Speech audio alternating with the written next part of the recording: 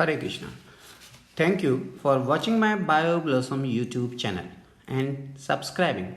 So, today I will start the part 2, reproduction in organism. And for all the students, for part 1, the links present in the descriptions. Hello students, today I will start the remaining part of the reproduction in organism, part 2. ये sexuality इन organism है, इस sexuality इन organism जिनके अंदर जो flowering plant होते हैं, इनके अंदर जो सेक्सुअल प्रोडक्शन होगा, उन सेक्सुअल प्रोडक्शन के लिए सबसे इंपॉर्टेंट पॉइंट है कि वहाँ पे फ्लावर्स कैसे होते हैं. ये जो फ्लावर्स होते हैं, ये फ्लावर्स मेनली, ये जो फ्लावर्स हैं मेनली या तो डाइक्लाइनस होते हैं या फिर मोनोक्लाइनस फ्लावर होते हैं. Do you know the diclinous flower? ये जो डाइक्लाइनस फ्लावर है, इनको हम लोग यूनिसेक्सुअल फ्लावर भी बोलते हैं और इनको डायोशियस भी बोलते हैं. इसका मतलब होता है कि वो फ्लावर या those flower which having a either staminate और पिस्टिलेट फ्लावर, मीन्स एंडोशियम होगा या फिर गाइनोशियम होगा. That is may be either staminate or pistillate. But in case of monoclynous flower or bisexual or monoecious, where the both part is present, that is a androecium and gynoecium. This is a male part and this is a female part.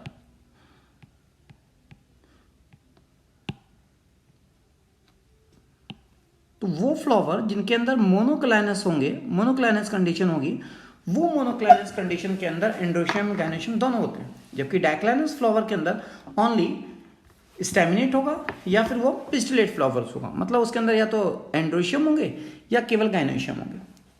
ये जो general plant होते हैं वो इन generally plant 5 type के होते हैं. और ये जो 5 टाइप के प्लांट्स होते हैं, ये 5 टाइप के प्लांट्स पता है कौन कौन से होते हैं? ये जो 5 टाइप के प्लांट्स हैं जो जनरली हम लोग डिस्कस करते हैं प्लांट किंगडम में, जिनको हम लोग बोलते हैं thallophytes, bryophytes, pteridophytes and gymnosperm and angiosperm. ये 5 प्लांट होते हैं. ये जो 5 प्लांट्स हैं, इनमें कुछ प्लांट्स होते हैं जिनके अंदर मेन प्लांट बॉडी गैमेटोफिटिक होती है और कुछ प्लांट ऐसे होते हैं जिनके अंदर मेन प्लांट बॉडी डिप्लॉयड या स्पोरोफिटिक होती है. ये जो थैलोफाइट्स हैं, जैसे कि मैंने एक फिगर में आपको एक्सप्लेन कर रहा हूं कि ये जो थैलोफाइट्स हैं, इनके अंदर मेन प्लांट बॉडी गैमेटोफिटिक है, बल्कि थैलोफाइट्स में स्पोरोफिटिक स्टेज होती है लेकिन बहुत थोड़ी देर के लिए होती है. When we move from thallophyte to angiosperm, जब हम थैलोफाइट से एंजियोस्पर्म की तरफ चल रहे हैं तो गैमेटोफिटिक फेज और haploid phase will be reduces and the diploid phase will be increases. इसका मतलब ये हुआ कि जो थैलोफाइट्स और ब्रायोफाइट्स होते हैं, उनके अंदर जो मेन प्लांट बॉडी होती है वो हैप्लॉइड होती है, और जबकि जो टेरिडोफाइट्स, जिम्नोस्पर्म, एंजियोस्पर्म होते हैं, इनके अंदर मेन प्लांट बॉडी डिप्लॉयड होती है.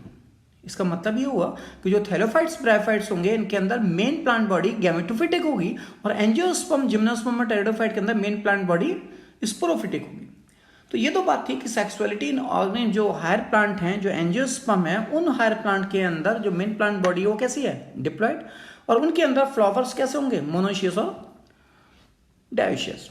ये जो सेक्सुअल प्रोडक्शन है, इस सेक्सुअल प्रोडक्शन को हम लोग 2 डिफरेंट काइंड ऑफ एग्जांपल्स के थ्रू इससे एक्सप्लेन कर रहे हैं, जो बहुत इंपॉर्टेंट है नीट के पॉइंट ऑफ व्यू से. दोनों एग्जांपल्स इंपॉर्टेंट है, इसमें हम लोगों को डिस्कस करना है. First which will be the Chara and another will be the मार्केजिया. So first I will discuss about the Chara. ये जो कारा है, इस कारा की इंपॉर्टेंस ये होती है कि ये जो कारा है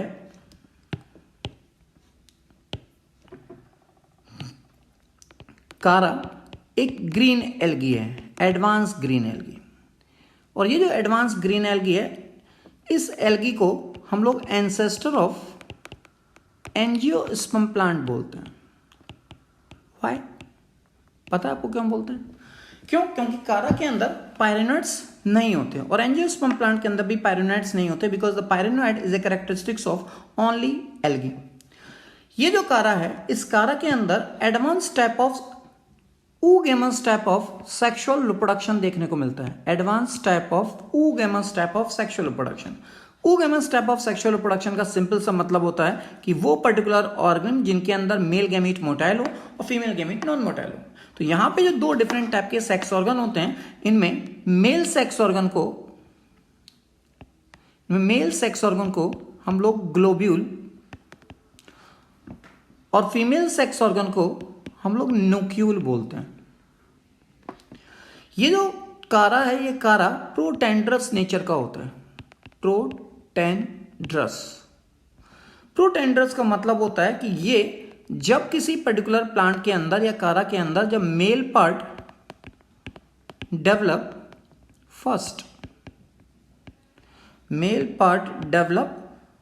फर्स्ट देन फीमेल, इस कंडीशन को प्रोटेंड्रस कंडीशन बोलते हैं। तो ये जो कारा है, ये कारा एक एडवांस एल्गी है।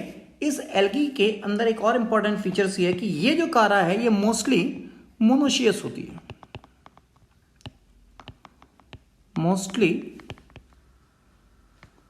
Monoecious plant body.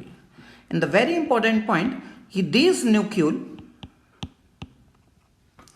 present on upper region and the globule present on lower region. So this summary about the कारा, जिसके अंदर सेक्सुअल रिप्रोडक्शन की कुछ इंपॉर्टेंट पॉइंट्स हैं। और क्वेश्चन आपके यहाँ पूछा गया है, in case of the Chara the female sex organ are known as. और इसमें एक और क्वेश्चन पूछा गया कि in Chara the sex organ are present where. ये जो कारा के अंदर सेक्स ऑर्गन है, ये बेसिकली एक्सिलरी पोजीशन पर प्रेजेंट होते हैं। इसमें nucule that is a female part which present on the upper region and the globule that is a lower part that is a male part which present at the lower position. दूसरा examples है जिसका हम लोगों को discuss करना है, जिसका example है, इसको हम लोग बोलते हैं मार्केंशिया। ये मार्केंशिया जनरली ब्रायोफाइट्स है, और ये जो ब्रायोफाइट्स है, ये बेसिकली मोस्टली डायोशियस ब्रायोफाइट्स है। ये डायोशियस ब्रायोफाइट है। डायोशियस ब्रायोफाइट का मतलब होता है, अभी जैसे मैंने बोला डायोशियस फ्लावर या dioecious plant means male and female are separated. यहां भी oogamous type of sexual reproduction होगा, लेकिन यहां पे मेल सेक्स ऑर्गन को एंथ्रीडियम और फीमेल सेक्स ऑर्गन को आर्चिगोनियम बोलते हैं। ये जो एंथ्रीडियम है, इस एंथ्रीडियम के अंदर फ्लैजिलेटेड एंथ्रोजोइड्स बनते हैं और आर्चिगोनियम में एक्सेल्स बनती हैं। ये लेकिन antheridium these are present on एंथ्रीडियोफोर।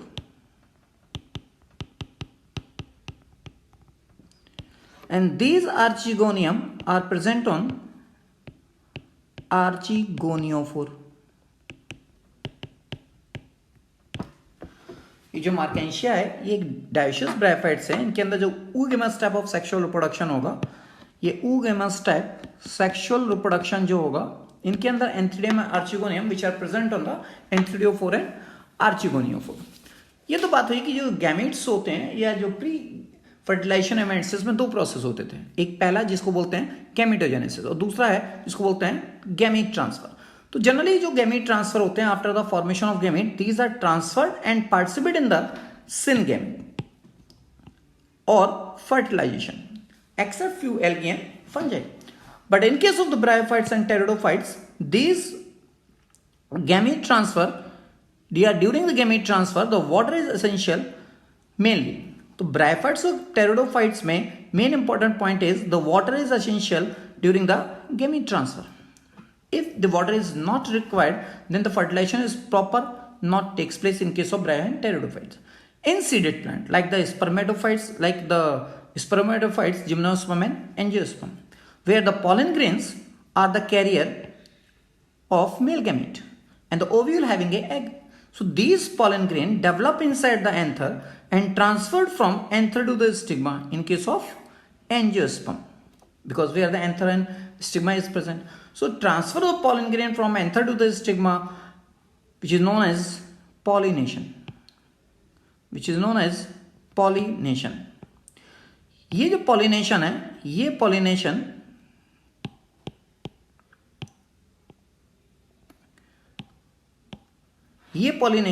mainly angiosperm और जिम्नोस्पर्म प्लांट के अंदर एयर के थ्रू, एनिमल्स के थ्रू और वाटर के थ्रू होता है. If it is takes place by air, that is called anemophily. Mostly gymnosperm में और एंजियोस्पर्म प्लांट में देखने को मिलता है. If it is takes place by the water, which is known as hydrophily. And if it takes place by animal, which is known as zoophily. तो ये तो बात हुई कि गैमेट ट्रांसफर के लिए इन केस ऑफ ब्रायो और टेरिडोफाइट्स में वाटर की रिक्वायरमेंट होती है, but in case of seeded plant the pollen grain are act as a carrier for the male gamete.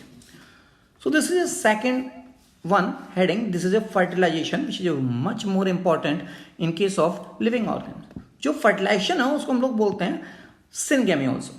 ये जो सिनगेमी है, ये जो फर्टिलाइजेशन है, in case of mainly plant and animals, these fertilisation are generally two type, which may be the external fertilisation and which may be the internal fertilisation. External fertilization means outside the body, and internal fertilization means inside the body.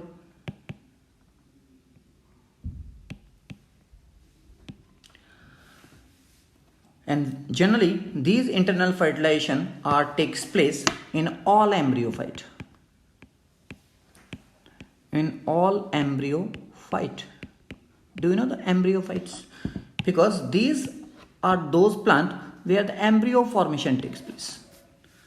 Where the embryo formation takes place. So in case of this plant, in general,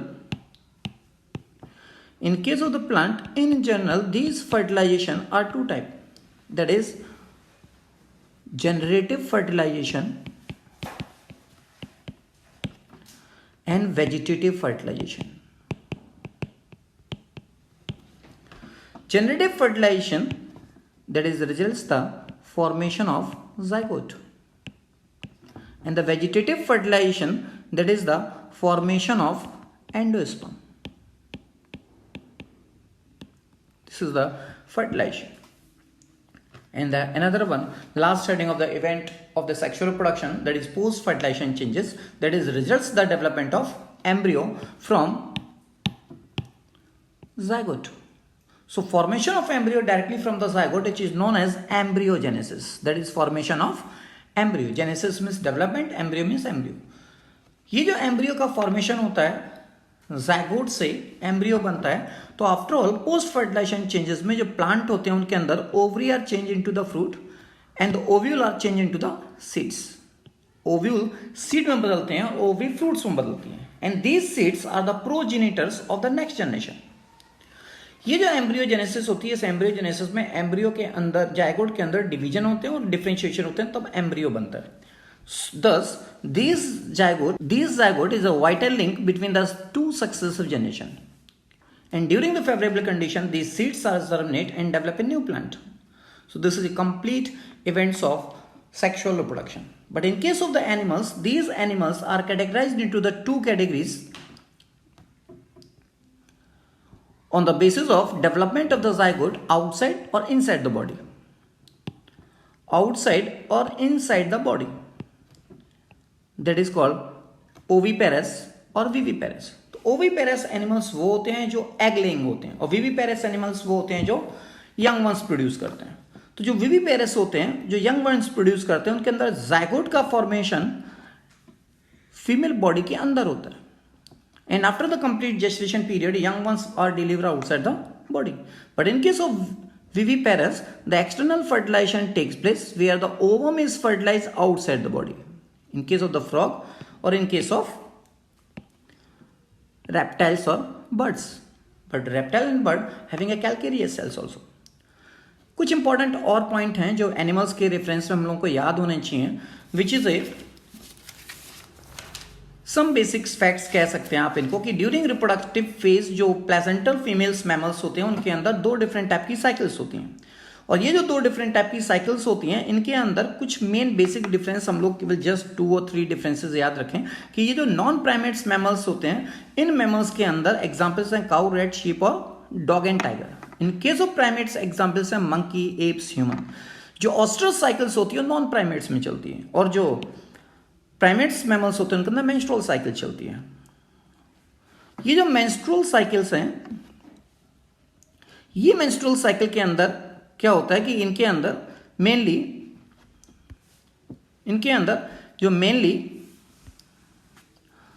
blood का flow होता है। इनके अंदर mainly blood flow करता है जबकि यहां पे ब्लड डू नॉट फ्लो।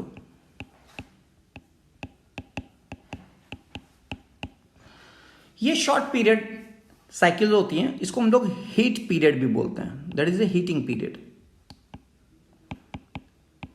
जबकि ये जो मेंस्ट्रुअल साइकिल होती है which are completed in 4 phase. First is a menstrual phase, follicular phase,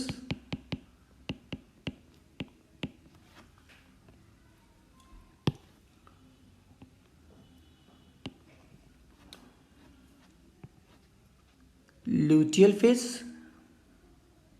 proliferative phase and luteal phase। ये जो ऑस्ट्रस साइकिल्स होती है इसमें सेक्स अर्ज इंक्रीज करती है।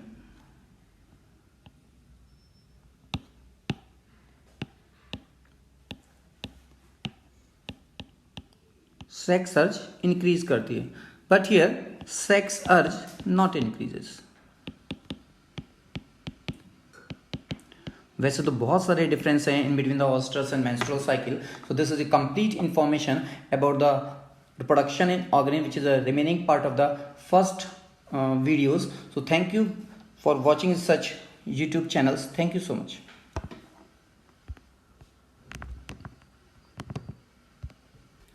So thank you for watching BioBlossom and please share, likes and subscribe it.